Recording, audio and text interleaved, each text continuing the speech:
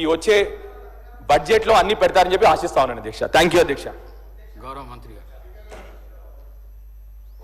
అధ్యక్ష, గౌరవ శాసనసభ్యులు 4 విషయాల మీద మాట్లాడడం జరిగింది అధ్యక్ష. టీఎఫ్ఐడిసి ఫండ్స్ గురించి, హాస్పిటల్ డెవలప్మెంట్ గురించి, రైతు రుణమాఫీ గురించి, అదేవిధంగా ఇరిగేషన్ గురించి అవన్నీ కూడా నోట్ చేసుకోవడం జరిగింది అధ్యక్ష. సంబంధిత అధికారుల నోటీస్కు తీసుకుపోయి వాటిని పరిష్కరించే దిశగా మేము ప్రయత్నం చేస్తామని తెలియజేస్తా ఉన్నాం. దానం నాగేందర్ గారు ఇస్తాను.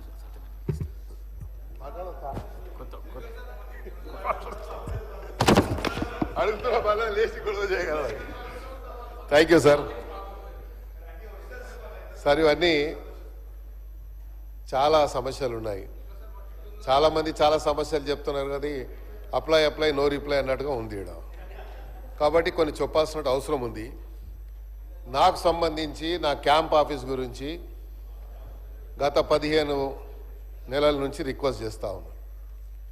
ఆశ్చర్యంగా ఏంటంటే, మేము అడిగిన క్యాంప్ ఆఫీస్ గురించి రెవెన్యూ డిపార్ట్మెంట్ దగ్గర సమాచారం ఉండదు, జిహెచ్ఎంసీ దగ్గర సమాచారం ఉండదు. మా నియోజకవర్గంలో ఒక ఈద్గా గ్రౌండ్ ఉంది, రోడ్ నెంబర్ 10లో ఈద్గా గ్రౌండ్ ఉంది అధ్యక్ష. ఆ ఈద్గా గ్రౌండ్లో సిపిడిసిఎల్కి మన ఒక సబ్ స్టేషన్ గురించి ల్యాండ్ అలాట్మెంట్ ఇచ్చారు. అక్కడ ఇప్పుడు రంజాన్ నడుస్తుంది, ఈద్గా గ్రౌండ్ అది.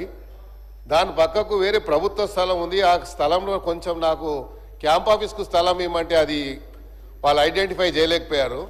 సబ్ స్టేషన్కు నేను లోకల్ ఎమ్మెల్యే ఉంటే నా నాలెడ్జ్ లేకుండా నేను ప్రివిలేజ్ నోటీస్ ఇస్తే కూడా యాక్షన్ తీసుకుంటారో లేదో అని చెప్పి మీది చెప్తా ఉన్నాను. ఎందుకంటే ప్రివిలేజ్ మోషన్ ఇచ్చేటువంటి నాకు నా హక్కు ఉంది కాబట్టి, నా ఫండమెంటల్ రైట్ కాబట్టి నేను చెప్పొచ్చు. కానీ నా ప్రమేయం లేకుండా, నా యొక్క ప్రెజెన్స్ లేకుండా అక్కడ ఫౌండేషన్ వేశారు. నేను పోయి నా రెగ్యులర్ స్టైల్లో పలగొట్టాను పోయి. ఎందుకంటే ఇక నాకు వేరే ఆప్షన్ లేదు కదా సార్. ఆప్షన్ ఉన్నప్పుడు అంటే వేరే తీరు చెప్పొచ్చు.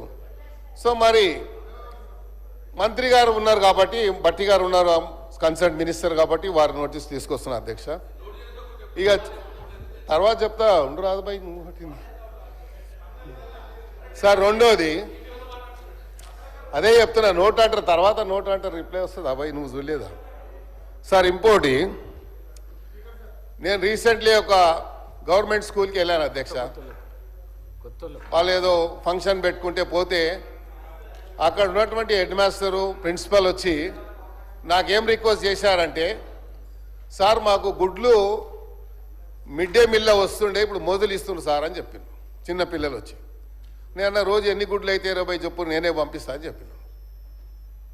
మరి ఆ పిల్లలకు మనం ఇవ్వాలి కదా అధ్యక్ష గుడ్లు, అది ఒకసారి ఆలోచించండి. రెండోది, ఆ స్కూల్స్లలో ROR ప్లాంట్స్ పెట్టమని చెప్పి నేను నా బడ్జెట్ కూడా ఇచ్చాను. మరి ఇప్పటిదాకా బడ్జెట్ నా ఏదైతే రెగ్యులర్గా వచ్చే బడ్జెట్లో ఇచ్చాను. కానీ ఒక ROR, ఒకటేమో ఎన్బిటి నగర్లో రౌండ్ టేబుల్ స్కూల్ ఉంది సార్, చాలా పెద్దది, సుమారు 2000 మంది విద్యార్థులు చదువుతారు.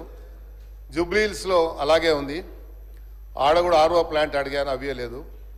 ఇంకోటి, ఇది చాలా ప్రధానమైనటువంటి సమస్య కాబట్టి ఇమీడియట్గా యాక్షన్ తీసుకోవాలి. నోట్ అనేది అది రెగ్యులర్ ప్రాక్టీస్ అధ్యక్ష. నోట్ అంటే మాకు తెలుసు, నేను కూడా మంత్రిగా పనిచేశాను. నోట్ చేసుకుంటామంటాం, బయటికి పోయిన తర్వాత అది డస్ట్బిన్లో వేస్తాం ఆ పేపర్ తీసుకుపోయి.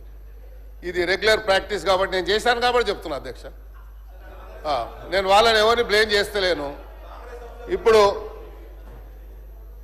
నాకు ఎవరు చెప్పాల్సిన అవసరం లేదు, నాకు తెలుసు ఏం మాట్లాడాలో. అందరికంటే సీనియర్ ఎమ్మెల్యే నేను సార్. ఇంకోటి, ఈడబ్ల్యూఎస్ కాలనీ, నేను మినిస్టర్ ఉన్నప్పుడు ఫౌండేషన్ వేసి కాలనీ కట్టించాను. ఆ ఈడబ్ల్యూఎస్ కాలనీలో ఒక వ్యక్తి వెంకటరెడ్డి అని 5-6 ఇండ్లు వాళ్ళకు కొంచెం డబ్బులు అప్పు కింద ఇచ్చి అన్ని ఇండ్లు లాక్కొని 6 ఫ్లోర్లు వేశారు. నేను complaint, zonal commissioner complaint with pictures, court ఆర్డర్తో సహా పంపించాను. ఈరోజు వచ్చే ముందు MRO గారికి, తహసీల్దార్ గారికి, అదేవిధంగా DC గారికి పంపించాను. యాక్షన్ తీసుకుంటలేరు. ఈడబ్ల్యూఎస్ కాలనీ, అది పర్మిషన్ ఎలా వచ్చింది? ఇక్కడ కిట్టుకు ఏంటంటే, మా దగ్గర ఉన్న టౌన్ ప్లానింగ్ ఏసీపీ చిన్న పేపర్స్ పెట్టుకున్నారు. మొన్న ముఖ్యమంత్రి గారు చెప్పారు వారి కన్సర్న్తో. అలాంటి వాళ్ళు ఏం చేస్తారు, వాడే